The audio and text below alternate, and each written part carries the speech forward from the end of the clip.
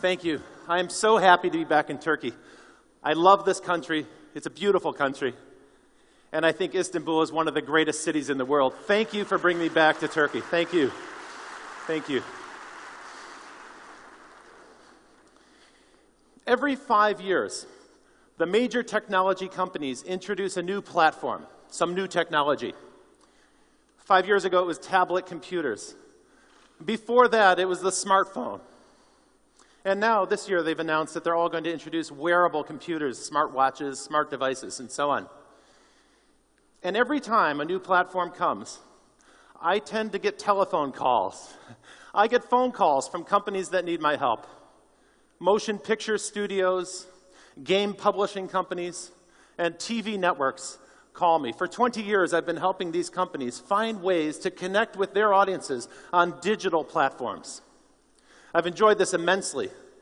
And in the last 5 years, I've begun to get phone calls from other businesses, not media companies like game studios or motion picture companies, but now I get calls from banks and insurance companies, car manufacturers, government institutions, and even educational institutions, colleges and universities. They want my help because they too want to find a way to connect with people on digital devices. When I work with a company like this, I don't call it strategic planning. I don't call it digital strategy. What I call it is inventing the future. Because I work with their leading team to figure out what new service we can offer on a digital platform, how we can connect with an audience in the future, and then we go about building that together. Sometimes I make a new product. Sometimes I launch an entirely new company. And sometimes I have to take companies to a place that they don't really want to go. I believe that leadership means that you have to take people to places they're not ready to go. That's what a leader does. I'll give you an example. One of my clients right now is a major motion picture company, and they're working on a series of movies that will come out for the next 10 years. It's a very exciting project. And I spoke to the head of the studio, and he said, "Tell me, what's a movie theater experience going to be like in 2025? And I had to tell him, I don't think people are going to be going to movie theaters in 2025. So sometimes, if you're going to lead people into the future, you have to give them information and news that they're not ready to hear. You have to lead them to the next place. And sometimes you have to reinvent a very old category. For instance, think about the light bulb. I started this presentation with a picture of a light bulb, and I did that for a reason. You see, we take the light bulb for granted. They're the same all over the world. They've been around for 100 years. We don't really think much about a light bulb. We don't think that's something that will change very much. We tend to forget about them. But what's interesting about the lighting business is that the lighting field is going through more change now than it has in the past 125 years.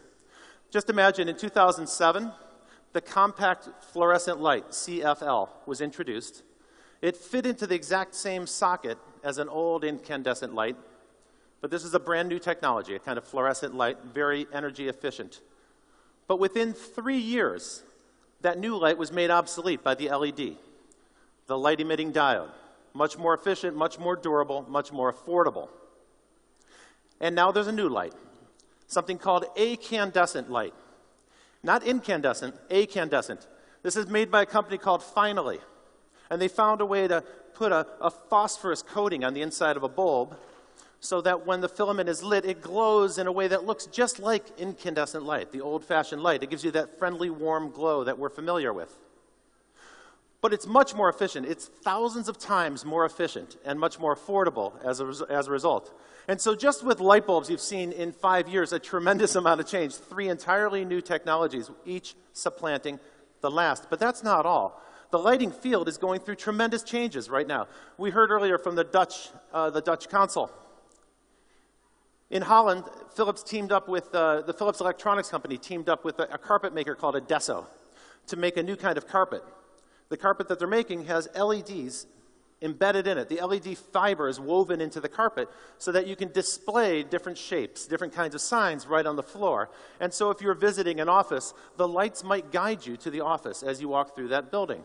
Or perhaps if you're in an airport and you have an app paired to that airport, the light can guide you from one flight to another if you're making a connection. You don't have to look at signs. You don't have to read monitors. You could simply follow the carpet. The lighting in the carpet will guide you. And of course, in an emergency situation, you would be able to step out quickly and find the exit. Everybody in the building could be notified how to exit the building fast. You don't have to hunt for a sign. So there's another set of changes there from Philips. I've been excited by LED lights because there's so much innovation happening with LEDs. LEDs are basically little tiny computers. You can program them. And I installed these in my house, and yes, there's an app for that. I have an app that controls the lights in my house. Now, if you don't have LEDs in your house, you might wonder, why do I need an app for the lighting in my home? And all I can tell you is that it's a completely different experience if you have an app that controls your lights. It's almost impossible to imagine. For 100 years, we've had two choices in lighting, on and off, and that's it. Now, with the app that I have, I can sample candlelight, and I can make all the light in my house reflect the same frequency, the same wavelength as that candlelight. And so the whole house can glow at nighttime. It's beautiful. So it's really kind of a neat idea to play with light in this way. It opens up a new concept of lighting as a service instead of just a light as a product. There are all kinds of new materials coming that make it possible to put lights in situations you simply couldn't have before. This is a filament that's been designed that can send an LED signal through it, and so it's safe to put these lights in water. There are new 3D printable lights. This is a flexible light that can be printed on a 3D printer. And so we're now going to be able to make lights in shapes and put them in situations that previously were unthinkable for lighting. And perhaps the most exciting example of change in this 100-year-old field is the example of combining lighting with biology. You're familiar with crowdfunding sites. This is an example from Kickstarter.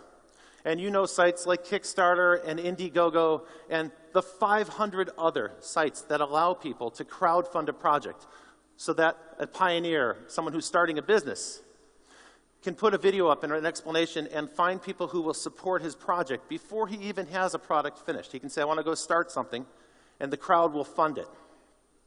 And so that's what this person did. This is a scientist who wanted to create a tree that could glow, a glowing plant.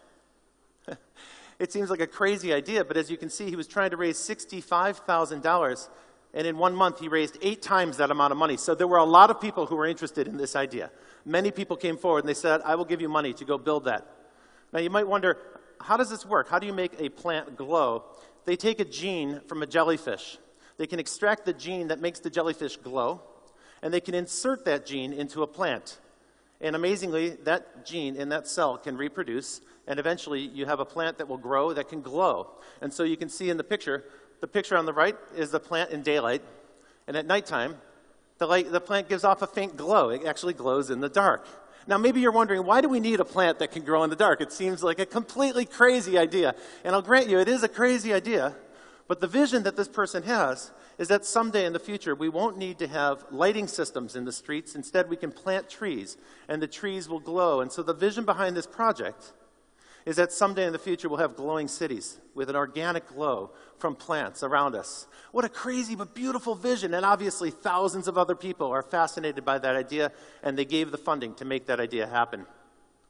And so the point I'm making with this example about lighting is that every industry, not just the lighting industry, every industry is an information field. And if we can find a way to unlock the information that's embedded inside of the products and inside of the business process, if we can unlock that information and turn it into a platform for innovation so that other people can design new apps and experiences on top of it, well then we can reinvent many old mature businesses, and we can bring new competition into those fields, new competitors who will do even more for innovation and creativity. And eventually we can begin to blur the boundaries between one old business like lighting and electricity and another business like biology in the example I just gave you. And finally, one other great opportunity is that we can invite people to participate meaningfully. The crowd can participate. They don't just have to be consumers. They can now participate. They can be crowdfunding and crowdsourcing the projects that they're passionate about. Every industry has this capability. Here's another example. If you go to a doctor's office in the United States, the first thing the doctor will say to you is, let's do some blood tests. Let's take a blood sample. Let's see how your body chemistry is doing. Now, I can tell you, nobody likes this.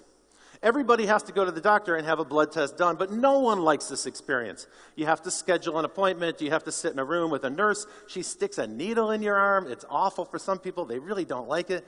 They take a lot of blood out of your arm. I've never understood why they have to take so much blood to do a blood test.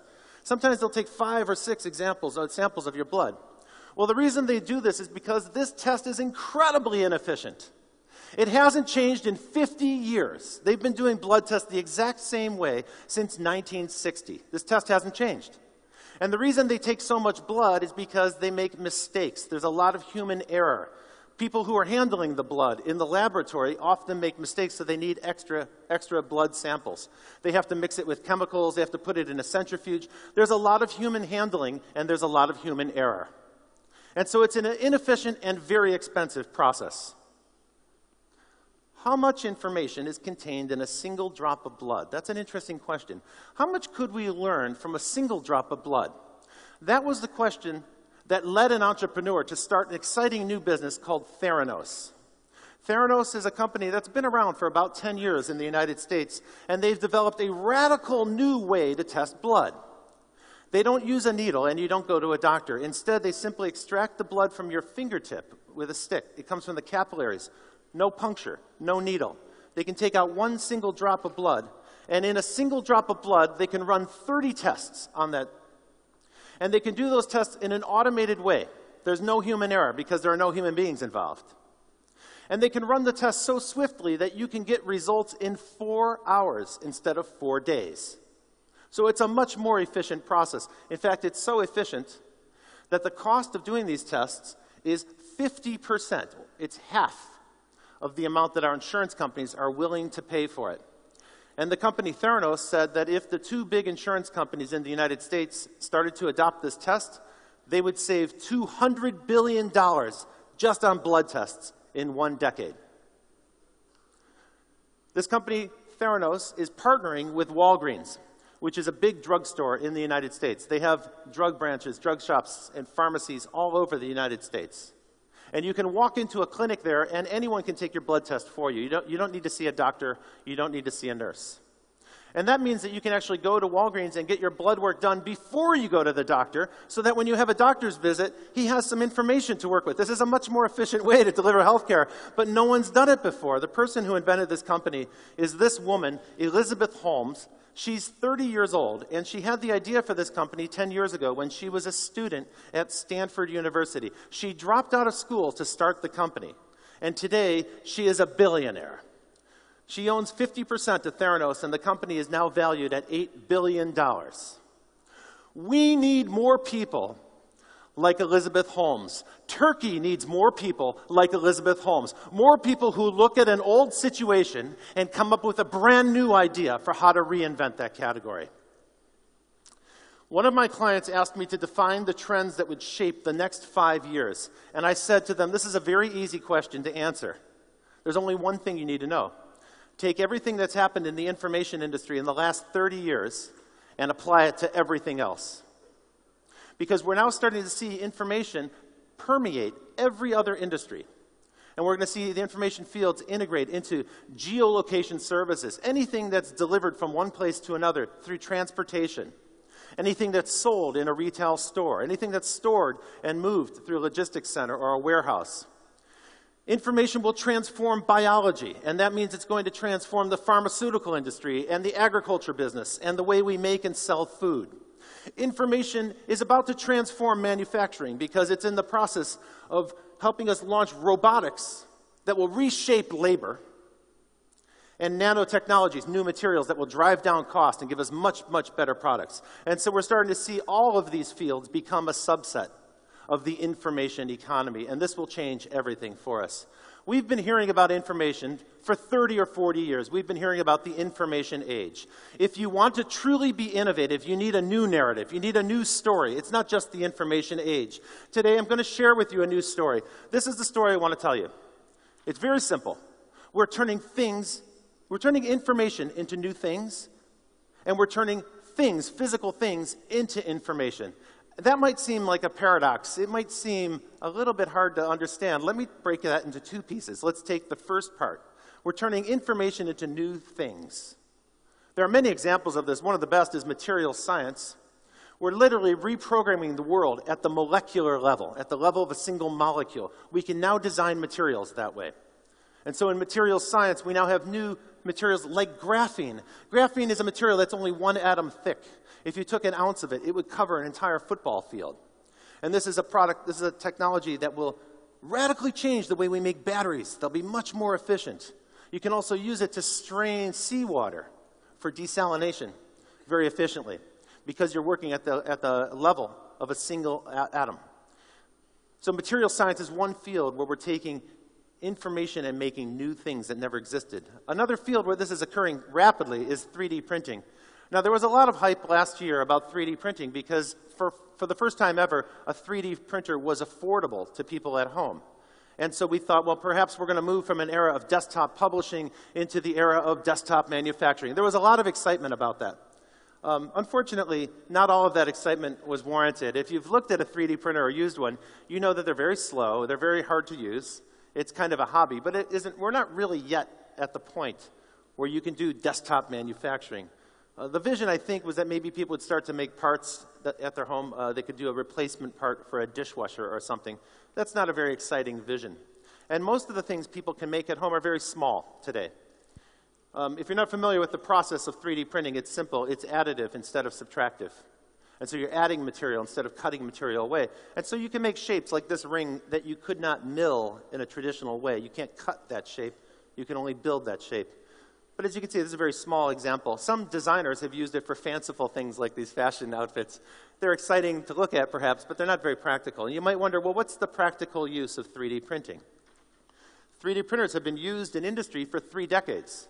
Boeing is using 3D printers now, not just to prototype, but to actually manufacture parts that cannot be made in any other way. And so 3D printing has practical uses in industry. It's also being used in the housing industry. Today, if you want to get a house built, you don't have to look at blueprints. Most people find blueprints are very hard to read if you're not an architect. But everybody can understand a dollhouse. And so today, contractors who build a home, they'll make a 3D model of a house. Well, that makes good sense to me. That's a good idea, a good use of 3D printing. But why stop with a model? And so companies like D-Shape are actually building giant 3D printers that can lay down materials and start to build buildings. Entire buildings are being built with 3D printers. And in China, they're using this to print houses faster than they could in any other way. So this is another very efficient way to use information to make something that never existed before. You design it on a computer and you print it out. It's just like desktop publishing, but now you're printing out a house on a field. Do you know what this strange shape is? This is a human jaw. Perhaps the most exciting place where 3D technology is being used today is in the field of medical science. We're now being able to use 3D imaging and 3D printing to replace body parts, beginning with skeleton parts. So here's an example. A motorcyclist in Wales had an accident and damaged many parts of his skull, and they were able to make a 3D model of that person's face, and then they were able to make 3D parts, exact replacement parts for that person, so that when he woke up out of surgery, his face looked similar to the way it looked before his accident. He didn't have to take stock parts. He wasn't deformed in any way. Recently, just a few months ago, a woman had her entire cranium replaced with a plastic part that was a perfect scan, a perfect model of her own skull. And so this is very important for these people because, of course, your shape of your face is part of your identity. And if you happen to have a tragic experience where you lose the bones in your jaw or part of your skull, it would be awfully disorienting to wake up from surgery and find that your face was changed. You're unrecognizably different shape for your head. And so this actually is going a great way to restoring these people, not just to physical health, but to psychological health as well. The U.S. Army is always at the forefront of these kinds of technologies. They're now developing a way to lay down human skin tissue with a 3D printer so that they can do grafts, skin grafts, that are made from someone's own skin tissue. There'll be no rejection, no organ rejection here. And this technology is working today. The U.S. Army is able to now print out replacement skin for burn victims and other people who've been injured. Well, once you can start to lay down a structure made of cell tissue, the next obvious step is to start to make an organ. This is an organ, a human liver, that was developed in a laboratory in Japan.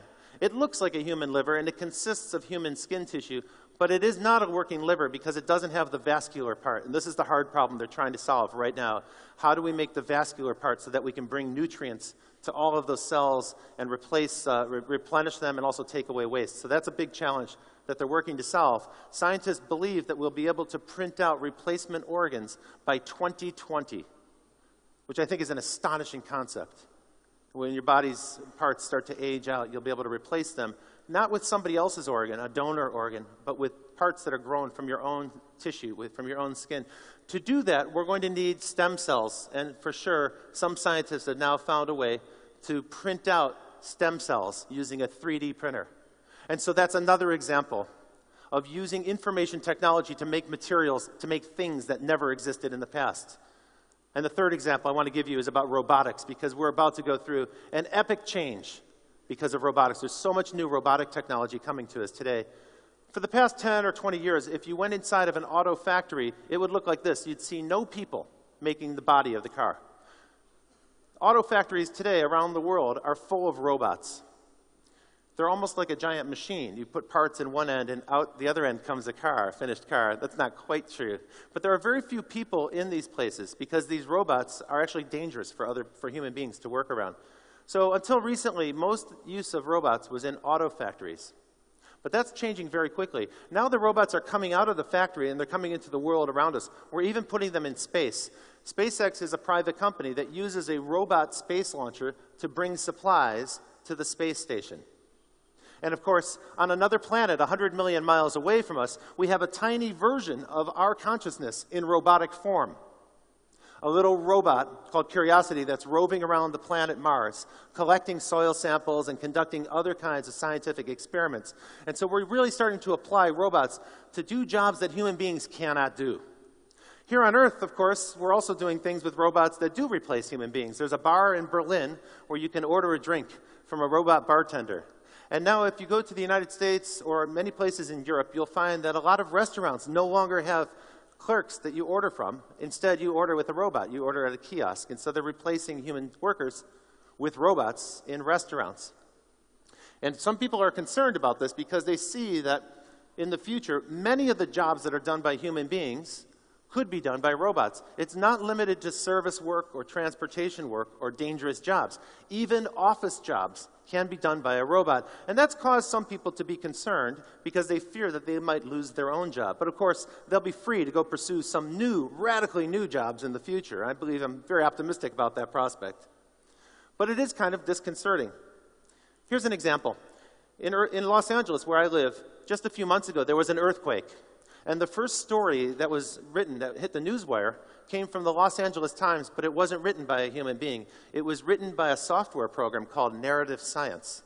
Newspapers around the world are using this to replace writers.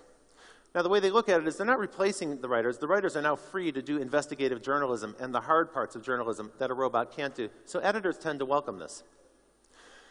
The point of this part of my story is that we are reprogramming the world. We're changing the world. We're using information science to reprogram the world at the molecular level in material science and at the level of the cell in biology.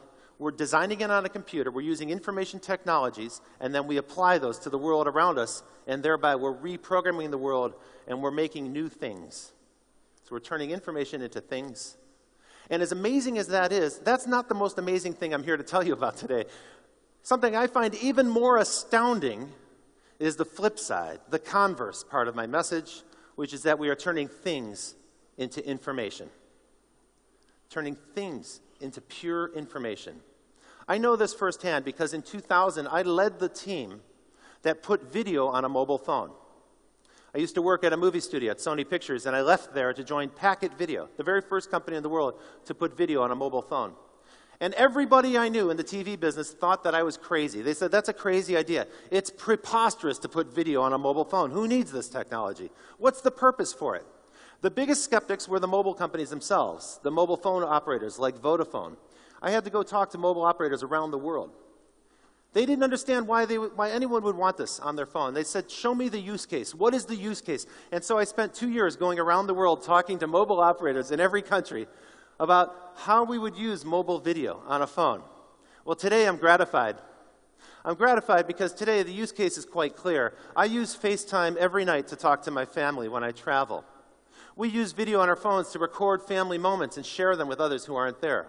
When you go to a rock concert, or a live event, or a sports event, it's very common now to see not one, but hundreds of people who are streaming video live with their mobile phones. And when you go to a trade show, you'll often see people who are taking video, and they're sharing that video with people who can't come to the trade show. So they're kind of teleporting those people into that experience. They're sharing that experience with them through their mobile phones. And today, there are actually some uses, some novel uses of mobile video that we couldn't possibly have imagined in 2000. For instance, here's the droney. You've heard about the selfie. That was the word of the year last year, the selfie.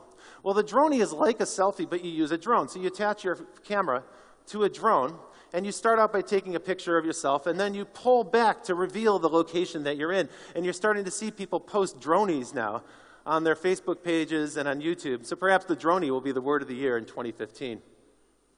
When my clients in the TV business ask me what's happening to the television industry, I say, your business is about to become vaporized. Television will be vaporized. What I mean by that is that we're starting to replace the equipment that we needed to produce television. Today, the mobile phone in my pocket contains better equipment than any consumer-grade video equipment in 2000. I have much higher resolution camera, much better screen, much better ability to share that information. I have the entire industry of television. Produce, edit, shoot, share, post it, distribute it. All of that is built into my phone. And that's not all. We can also replace the television set. So there's a generation growing up now that prefers to watch video on their phone or on their tablet computer instead of sitting in the living room and watching television. The resolution on these screens is just as good as the resolution on that TV screen. And so we're starting to we're replacing the physical apparatus of television with digital information on phones. So TV is going to become vaporized, in my opinion. I think this process is already happening. If you look at the new companies that are launching video services around the world, these companies are not like the TV companies of the past. They don't own broadcasting stations and towers. They don't own satellite systems. These companies are infrastructure free. They have no infrastructure. Companies like Netflix, who have 50 million viewers around the world. That's more than any cable system, any broadcast network, or any satellite system in the world. That's not all. It's not just about distributing video to computers and to phones. The apps on our mobile phone also change us because they change us from being a passive viewer of video. We're no longer just watching video. We're also creating video and manipulating it and editing it and sharing it. We're experiencing a kind of Cambrian explosion of innovation in mobile thanks to mobile apps. So people have this power in their hands now, and we're learning entirely new habits that we never had before about how we relate to video. And it also knocks out barriers of entry. So in the past, it was very expensive to be in the video business. You had to have equipment and studios. You had to have a broadcast network and so forth. Today, an individual person like PewDiePie, who is a 20-something-year-old blogger from Sweden, can create a program in his own apartment in London and reach 31 million people on YouTube. He reaches more people on YouTube than any television show reaches on a single broadcast network. This is an extraordinary time that we're living through. It's not just limited to television. This vaporized process is spreading through entire industries. We're turning things into software. Let me explain the metaphor, vaporized. We all know from grade school that matter exists in three states: as a solid, as a liquid, and as a gas or as a vapor. I believe that information exists in the exact same three states. You see, in the past, for 5,000 years, there was only one way to get information. It was in the form of a book. Information was written down and transmitted to you in some physical form. Then later it was printed and distributed, but still it existed only in a physical form. So information was a solid. With the advent of the internet, we have information as a digital experience, which means it flows like a liquid. It's available to us at any time, like a utility. And then with the advent of mobile data, about 15 years ago, we entered a new era. An era where information is all around us, and suddenly it's free, and it's just like a gas or a vapor. The molecules move very quickly in a gas, and the same is true with information when it's turned into vaporized form. If you think of the history of the 20th century, the last century, the history of the 20th century has many events. The fall of empires, the birth of new nations, several massive wars. But after all that was done, the real story of the 20th century is the story of building massive infrastructure around the world for the manufacture and distribution of consumer products. We built industries all over the world to make physical goods. And not only that, we built world-spanning distribution networks to transport the goods from one place to another. And in addition, in the 20th century, we built massive logistics centers to store, to warehouse all of those packaged goods, and to hold them before they're ready to go to the store. And of course, in the 20th century, we also invented and made billions and billions of consumer products, each of which comes packaged and sits on a shelf at some point. The same thing was true with media. In the industrial era, we needed industrial scale media to reach people with mass marketing. And so we built industrial broadcasting systems, huge scale printing presses that cost millions of dollars, and big truck fleets to distribute those newspapers from one place to another. If you're in the television or broadcasting business, you needed to have satellites at your disposal. It was very expensive to be in the media business. You had to spend millions of dollars on the satellite business, launch satellites into the sky. All of that media used to require some physical product. And so you had not just the media itself, but then the box that it came in and the plastic that wrapped around the box. And of course, this is very wasteful. It all ends up in landfill. And so there are some real problems with information as a solid good. Goods are heavy. It costs a lot to ship them from one place to another because you spend an awful lot of energy doing that. Goods are very slow. Solid goods move slowly. And so if you're manufacturing clothes in China for a market someplace else, by the time the boat arrives with that product, the fashion may have changed and those goods may be no longer stylish. You can't turn the boat around and send it back to China. That doesn't work that way. And solids are very wasteful. They're very wasteful because every single product that we make ends up in landfill somewhere. Very, very few of them are recycled. And so there's a lot of room for improvement here. The worst part of this physical nature is that inside of every one of those products is information, but it's frozen. It's locked into that physical form. And for thousands of years, that's the only way we could get information. It was impossible to conceive of another way to get information. But what if you could change that? What if you could melt that frozen information and transform it into something happen? That's what happened when the internet was introduced. We were suddenly able to separate the information from the physical form and distribute it electronically through a pipeline. And so the information began to flow free from a physical form, and it took on the attributes of a liquid. It took on the attributes of a liquid because information was suddenly available in your home, like a utility, just like water from the indoor plumbing, or like electricity. We became very quickly accustomed to having broadband video, broadband information delivered on demand to our homes. It only took us a few years to get used to that. And so that transition that I just described is the transition from solid physical information to liquid digital information, but there's one more step there. Today's the most popular store in the world is the Apple iTunes Store. 1 billion people shop at this store from all over the world. This is a store unlike any other store you've ever experienced. They have no physical presence anywhere. They don't sell any physical products that you can touch. All they sell are digital, pure information products. So that itself is a tremendous transition. But that's not all. This store isn't just the store, it's also the warehouse, it's the inventory, it's the packaging, it's the marketing. All of those things that used to be done in a physical way are now done electronically and delivered to you instantly. And so what we've been able to do is replace the factory and the distribution system and the transport media and the trucks and the warehouses and everything else. We've replaced all of that with a broadband connection to a computer. And that's an incredible change that we got used to very quickly. But there's one thing about it that disappoints us. A computer connected to a cable doesn't always get you the information where you need it. If you don't have that cable in your kitchen or in your garage, you can't actually access it. And that's why mobile is so very important, because mobile makes it possible for us to have the information where we need it and when we need it on our fingertips, anytime. So we're now able to finally cut the cord and free ourselves, and that gives us information in a vaporized state. Information that moves very quickly, like a gas. The molecules move very quickly around us. I consider it information as atmosphere, because the atmosphere around us is shared by all of us. We all breathe the same air. We all have free access to that information. That information moves very quickly, just like oxygen moves around us. It is always available to us in every situation. And that's the same with mobile data. And so information has now taken on the attributes of atmosphere. Many people have written about this subject. They call it dematerialization. And Nick Negroponte, our opening speaker this morning, referred to it in his famous book, Being Digital. He talked about this process of dematerialization, where we're beginning to replace physical things with digital information.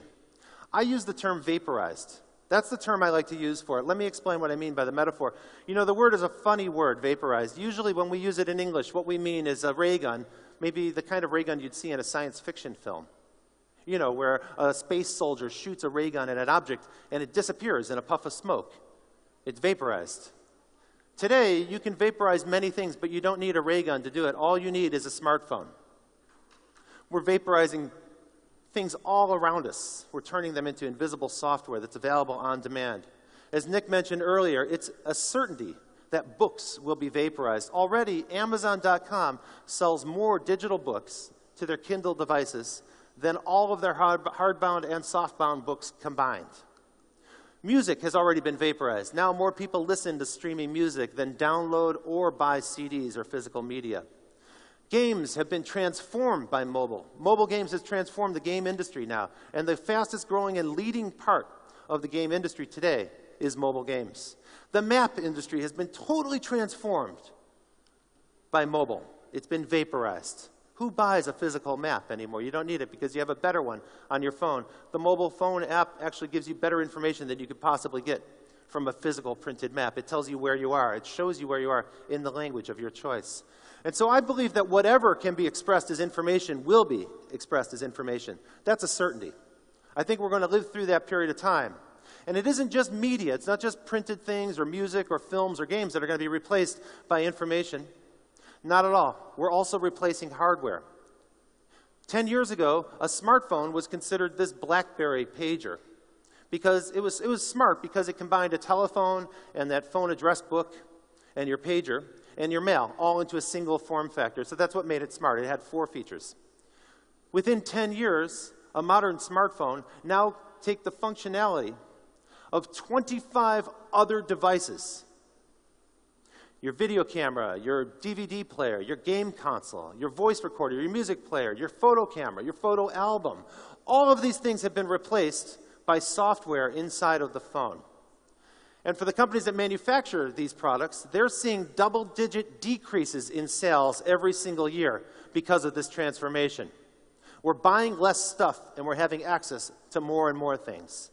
Today, there are 1.3 million apps available for the smartphone. That's 1.3 million things that used to be sold in a store in a package with a wrapper that are no longer sold in stores. They're available for download anytime, any place, and just like atmosphere, most of them are free. The process doesn't stop. It will continue. It will continue until everything that can be turned into information will be. Right now, phone companies are going after the wallet. They're trying to vaporize the wallet. They're vaporizing your credit card, your ID card, your keys, your access card, all of that this year. They'll be using NFC, near-field communication technology, to turn your phone into the thing that replaces or vaporizes all those physical things. Once you start looking around for this vaporized process, you see it everywhere. It's everywhere around you. Consider the cloud. What a perfect thing for me to talk about with this metaphor of vaporized, right? The cloud. Cloud is vaporized infrastructure. It's an infrastructure that's available on demand as you need it. We all know and use these services. These are very popular services. Dropbox, Airbnb, Foursquare, Pinterest, Spotify. Hundreds of millions of people around the world use these services every day. Do you know that they all have one thing in common? They all ride on Amazon infrastructure. They don't own infrastructure. These are infrastructure-free companies. And the cloud is transforming business. It's making it possible to launch companies faster than ever before because the companies don't need to raise as much money to invest in infrastructure. They don't need to buy servers and computers and hardware and storage and rack space. All of that is available on demand. My friend Andrew Hessel is a biotech researcher, a scientist. And he said, Rob, the next biotech billionaire will start his company on the cloud. He'll be at Starbucks, and he'll have a smartphone and a laptop computer, and he'll simply put a credit card down and build his company on Amazon. And it's already true today. You can use software to do biotechnology in your computer. If you can use a web browser, you can be manipulating biology, and it's all done through cloud-based services today. So he's not wrong with this idea.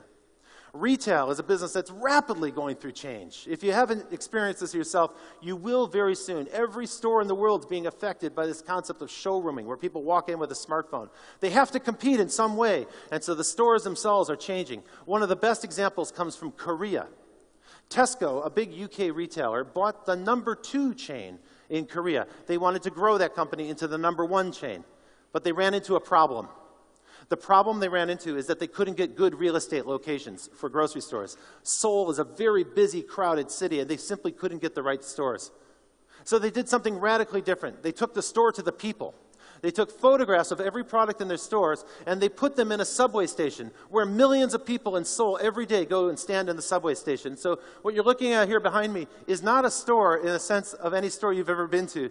That's a subway station in Seoul, and you can see that boy with a phone is taking a picture of a product. When he takes that picture, he'll send it to the store, and then when he gets to his office, that product will be waiting for him. So they've actually vaporized the store. In 1 year, this became the fastest growing store in all of Korea. Universities are in the process of being vaporized. They're being turned into pure information available for free.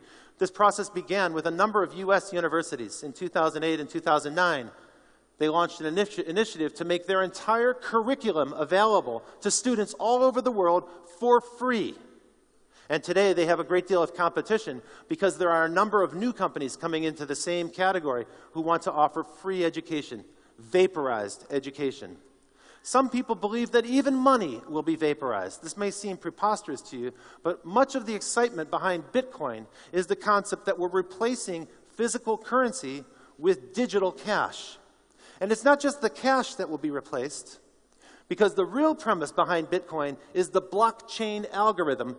We can replace a central bank with software, with pure information. Medical devices are a field that's going through tremendous change. I told you about Elizabeth Holmes a moment ago. Here's another example, a lab on a chip. A research group at the University of Southern California is working on this right now. They've developed a chip that you can slide into your smartphone, and it gives you all the functionality that you would have in a normal laboratory. And so doctors who are in the field in a place where there's a contagious outbreak can actually take a cheek swab or another tissue sample swab, and they can run tests on it with the smartphone. They use the computer and the smartphone to conduct the tests. And the result is that they're able to get results right on the spot, right in the field, and they can decide to quarantine people faster. That means outbreaks will be stopped and lives will be saved. One of my clients is the Ford Motor Company, and I had a recent debate with them about whether the automobile would be vaporized. I think it's a certainty. Other people have spoken about this today, this notion that in the future you won't need to own a car. You'll simply subscribe to transportation as a service. It makes great sense. If you consider how many car-sharing services are available today, and new taxi apps like Uber and Lyft that are growing so quickly. Uber is now operating in more than 200 cities around the world. So anywhere you go, you can open the Uber app and you can call a car to come pick you up. You don't need to go hail a taxi cab. Now combine those apps with robot vehicles. Robot vehicles aren't ready yet for prime time, but they're coming very soon. And I would guess that by 2025, we will see robot vehicles on the streets in many cities. When that happens, you will no longer need to buy a car. You won't need to own a car. You'll simply use an app on your phone or whatever device we have in those days. And a personal vehicle will come pick you up. It'll be a robot vehicle. You won't have to pay it. There'll be no tip. You won't have to talk to the driver. You'll never get lost. It will simply take you to your destination. You will get out of the car, and the car will go away and it'll pick up somebody else. You won't have to park it. You won't have to pay insurance on it at all. So as goods become more information rich, they start to lose their characteristics as physical products, and they take on the attributes of a service that can be provided digitally. Whatever part of your business can be vaporized will be. You must understand this. If you are running a business today or you're planning a business today, you have to begin to evaluate what is the information content inside of my company. And can that information content be freed and provided to people as an app? If so, you must do it. Otherwise, someone else is going to do it to you. And so that is what I mean when I say we're turning information into new things and turning things into pure information that can be downloaded. I believe that this process is reshaping our entire economy, and I think of it as the greatest opportunity of our lifetime. What's the key to it is the mobile phone. Mobile completes the circuit. About 20 years ago, when the internet was a new phenomenon for most people, when the World Wide Web was just becoming accepted by large numbers of people, most of us looked at that opportunity at that time and we said, okay, there's the real world. What we can do is take something from the real world and then invent it in a digital form, and now we'll have a version of it in virtual form on the web. And so we were doing digital reinvention. That was the concept at the time. And we started to think of the web as a separate place. Well, what mobile does for us is it completes the circuit. And it allows us to bring that digital information back into the real world where it belongs. And that makes us much more capable in every situation that we're in. We have that information at our fingertips anytime we need it on our mobile phones.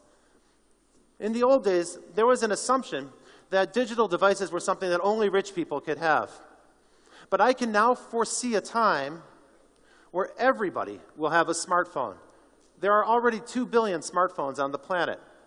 And in every country around the world, we're now beginning to see access to the internet is increasing on mobile phones, and access through computers is starting to decline. So mobile access, vaporized access, is increasing.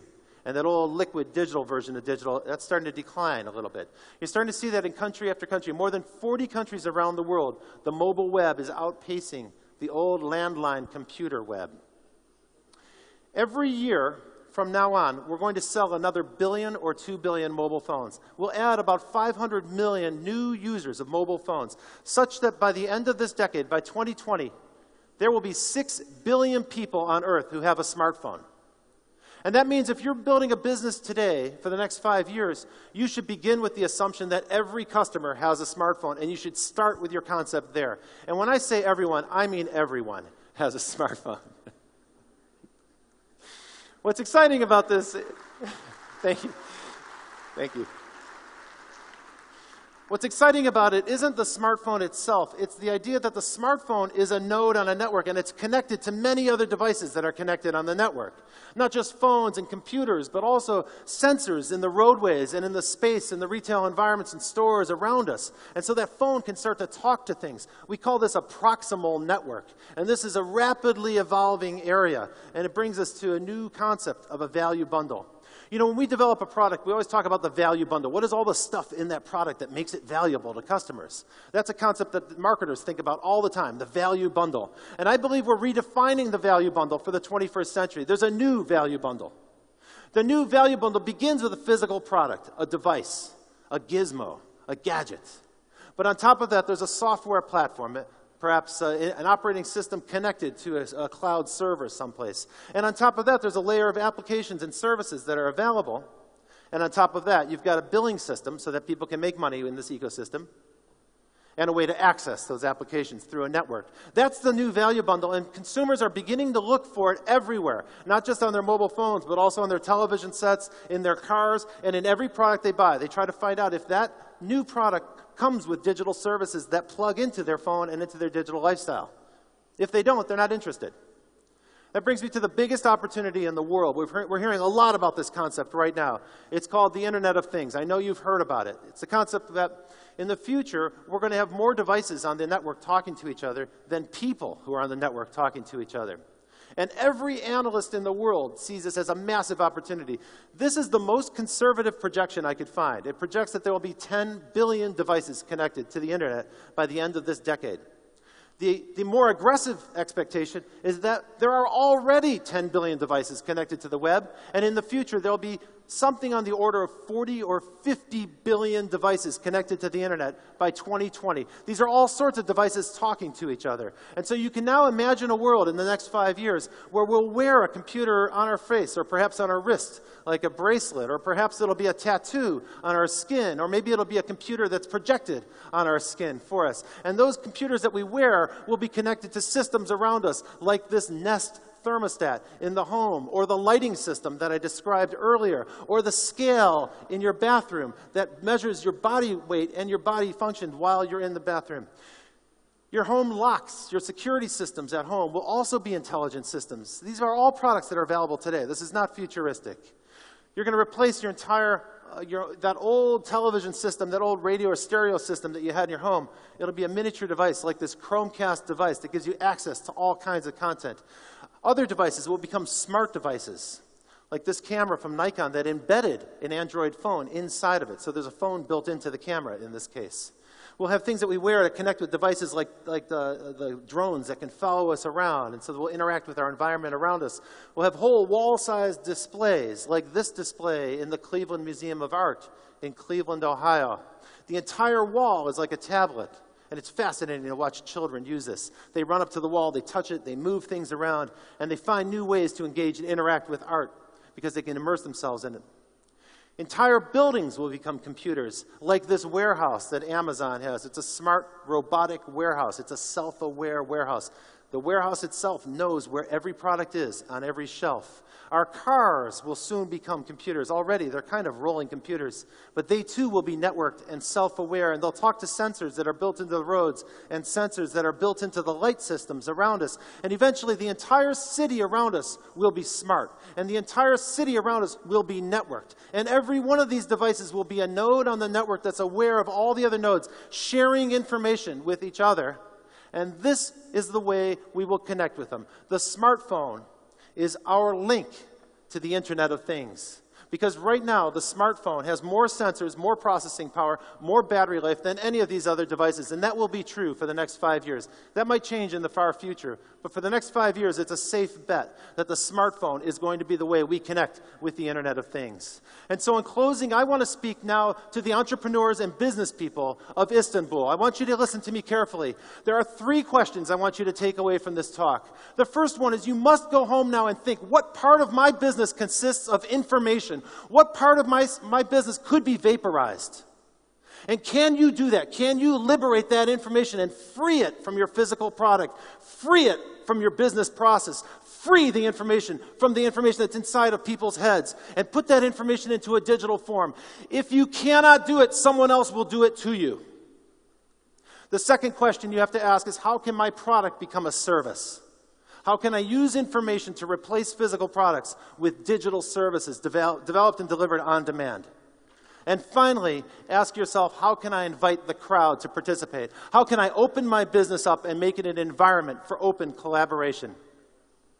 That together will be the way we vaporize all of these physical products, and that's how we will invent the future. Thank you, Istanbul. Thank you very, very much for having me here today. Thank you. Thank you. Thank you. Thank you.